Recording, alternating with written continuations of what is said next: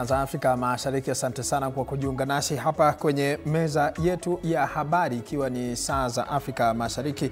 Mimi ni mtangazaji wako Paul Kirobi. Unafuatilia matangazo haya kupitia kwenye mtandao wa YouTube ambayo ni TV47 Live, mtandao wa Facebook ni TV47 Live na mtandao wa X ni @TV47 Digital. Kwa hivyo tuandamane hadi tamati.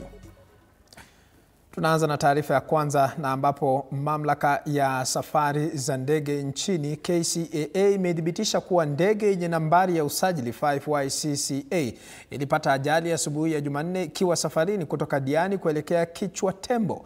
Ajali hiyo ilitokea takriban saa 5:30 asubuhi katika eneo la Viungwani, Matunga katika kaunti ya Kwale. Ndege hiyo ilikuwa na jumla ya watu 12 wakiwemo watalii na ambao wanahofiwa kufariki. Mashirika ya serikali na vikosi vya dharura vimepelekwa eneo la ajali ili kuchunguza chanzo chake na kutathmini athari za tukio hilo. Mamlaka imehakikishia kuwa eneo la ajali lina usalama wa kutosha na wananchi wamehimizwa kuepuka kufika karibu na eneo hilo ili kuruhusu shughuli za uokoaji na uchunguzi zaidi kuendelea.